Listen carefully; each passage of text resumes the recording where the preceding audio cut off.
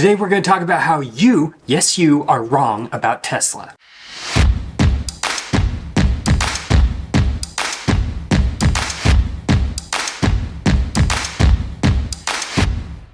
You're probably thinking, oh great, here's another Tesla fanboy coming to tell me why it's the greatest thing since sliced bread, and that is not the case. But I am also not going the opposite side of that and saying it's the worst company in the world. This is actually going to have to turn into a couple of parts because today we are just talking about Elon Musk. Everything everywhere today seems to be way over here or way over there. There is no in between, there is no logic, there is no sanity. We live in a world now where you get clicks and views if you are extremely one direction or extremely the other direction. Much like politics, that's where we are with Tesla. They are either the worst or the best, depending on who you talk to. And you're all wrong. Tesla, frankly, is neither. But specifically, we're talking about Elon Musk today. And guess what? You're wrong about him too. I am sick of seeing people take the moral high ground and swearing off Tesla because Elon Musk has strong opinions about things. Don't we all? The fact that he is voicing his opinion is what so many people have a problem with. How many CEOs do the exact same thing? They just do it secretly or behind the PR team. I think if you had a hot mic hooked up to every single CEO that's out there, you'd be appalled at what they say and do, and actions often speak louder than words. Comparatively, I don't think he would be as bad if you just understood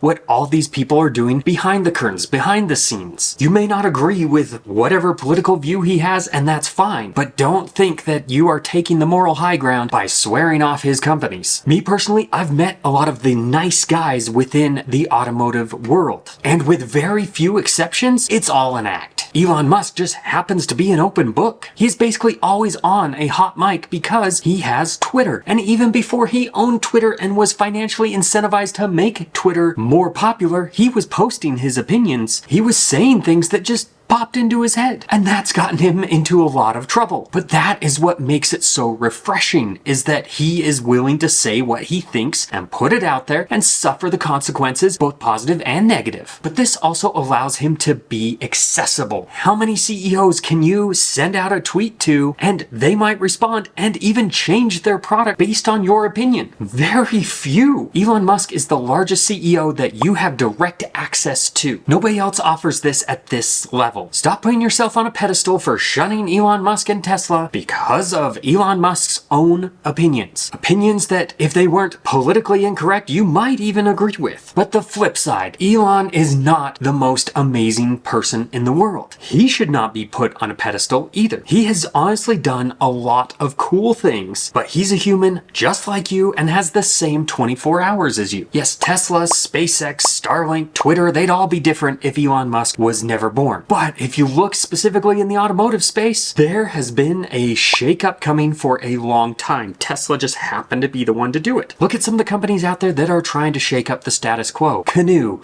Rivian, Lucid, Elio, Faraday Future. The list goes on. And of course, they've all been emboldened by Tesla. But what's to say if Tesla never existed, they wouldn't be the ones to step into the same shoe. Yes, somebody would have to be bold and step up to the plate, but I do think that there is somebody out there who is willing to do that. No industry is safe from disruption, and that includes the space program. Yes, SpaceX has shook up a lot of things, but if Elon never existed, somebody else probably would do it. But look at Richard Branson. He has the means and the resources to do something like this. Can't say it's really his passion the same way it is for Elon, but there's somebody out there who would have been willing to step up to the plate. What really makes Elon unique is that he is an open line of communication. You can reach him and he can reach every single employee down to the production floor. Not only does he have an open line of communication, he actually empowers his own employees to make changes. How many levels of bureaucracy and red tape do you have to go through to make even the change of a bolt on the production line of a Chevy Silverado, for example? That could take weeks or even months. Most car companies plan out years in advance. Volkswagen is trying to spend billions of dollars to shorten their product development window to just 3 years. Elon Musk is willing to make changes instantly. He doesn't have to go through meetings and committees to try and make a change. And he empowered his employees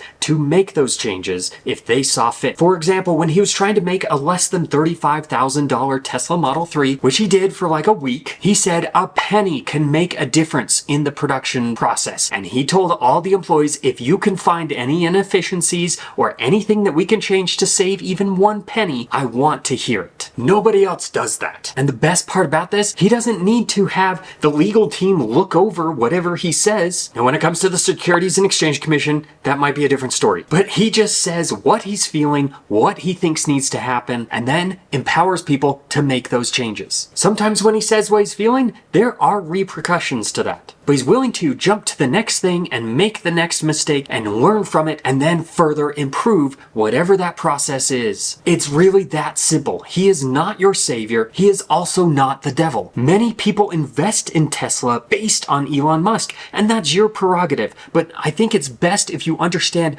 what you're really investing in. A lot of people have great visions and ideas. He's just willing to fail immediately and repeatedly until he gets it right. And you need to understand he's not superhuman. He just doesn't have that same filter or mask that we all tend to put on. So although I don't love Elon Musk and I don't hate Elon Musk, I feel like this is the right approach. Understanding what makes him unique, what his unique value proposition is. And that's what makes Tesla so unique. It's not because their cars are the greatest. It's not because they have the best network and vehicles that don't fail. It's none of those things. Elon Musk is simply a human being who has figured out how to iterate and change things at a pace that nobody else is comfortable doing. So come back next week. We will dive into the actual cars and why, as you can probably guess, you are wrong about Tesla as a car company. If you made it this far, thank you for watching. Check out some of my other videos and I will catch you on the next one.